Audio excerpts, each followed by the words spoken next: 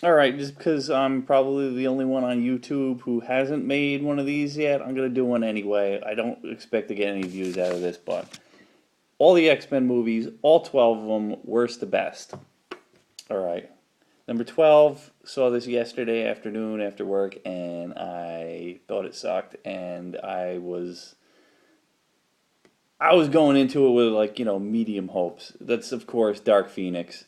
That's why we're making this video. That's why anybody's even doing anything this end of the franchise until they make that New Mutants movie, is if that's ever coming out before Marvel. Dark Phoenix, it sucked. It was boring. You could just tell they didn't care. I don't know. So, what's number 11? This is the one I used to think was the worst one. Apocalypse. I just bought that box set at Walmart where it's got 6 of the X-Men movies without, like the spin-off ones like Wolverine. I watched that again today and I was like, oh, this one's better than Dark Phoenix. I mean, it's not as boring until it gets to like the last half hour. I was like, oh yeah, this movie did suck.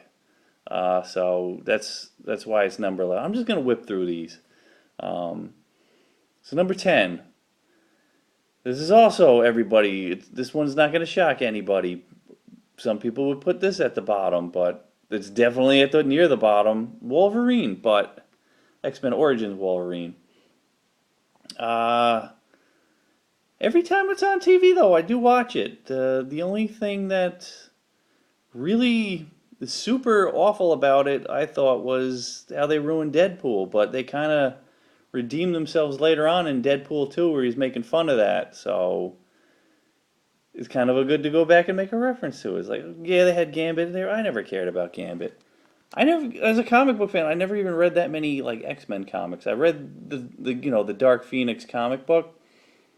I never thought it was that great, but why everybody was so offended by like X-Men 3.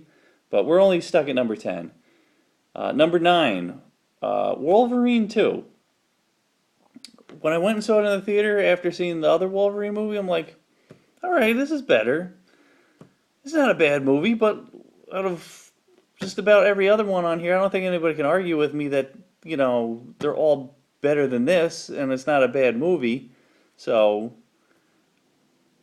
you're stuck at number 9. This is maybe my only controversial one that it was even up this high in the list was X-Men 3, The Last Stand. I like this movie. I don't know what the hate was. This is what everyone was, oh, it's nothing like the comic book.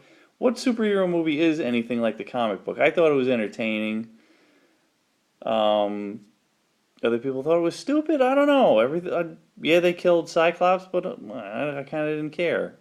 The bad representation of the Dark Phoenix. We just saw one that was even worse than that, so we'll give this one some slack. You thought I'm the Juggernaut bitch was funny. I remember it being in a crowded theater opening night. Everybody did laugh. So where are we at now? We're at number 7. So what's that going to be? It's going to be Deadpool 2. It's a good movie. It was a funny movie. Just not as good as the first Deadpool. Everything else on here, that was kind of like, like a Hangover 2, where it just wasn't as funny, or any comedy sequel. It's just not as funny as the first one. Even though you did get a lot of laughs out of it, but we're going to leave it at number 7. Because yeah, I thought all the ones higher up on the list did like groundbreaking stuff. Deadpool 2 didn't. It was just a good, decent comedy sequel. So where are we at? Number 6, we're at First Class. I saw this. I never saw Jennifer Lawrence before, and I was like, who the hell is that? I like this chick. And, a couple movies later, it's like, good God, get her out of the movie. She could give no craps. But we loved her in the first one. Everybody did. Go back to the beginning. They ironed some stuff out. They didn't get weird after this one because nobody seemed to age after this movie. All the characters in this stayed. All the actors, they didn't even bother fudging the fact that each sequel after took place 10 years later, and they never even bothered to even remotely age them. So Number 5. Maybe too low compared to other people, but I put X-Men 2. Yeah, it was good. This was one of the best super movies that ever came out when it came out, but I also think there's more groundbreaking stuff ahead of it. Like, alright, we're going to just skip ahead and we're going to go right to number 4, which would be the first X-Men movie. This one, alright, not quite as spectacular looking and all special effects and stuff like that as part 2, but it's the one that drew us in. Because before this, we only had the cartoon, and seemed like a ridiculous X-Men movie. That's like nobody. Before that, they only made like Superman movies, Batman movies, stuff like that, and they were digging a little deep, getting making an X-Men movie. That's like the stuff that only nerds would know, not like the general population, and they kind of broke that because then not even 10 years later, then Optimus Prime becomes like a household name. How did that happen? It starts with X-Men. Because after this, they made superhero movies about anybody. Daredevil, he gets a movie. That would have been unthinkable. So they were mining for everybody after this. That's why I put it up so high. And it's good. So what would be number 3? We're going to go with Deadpool.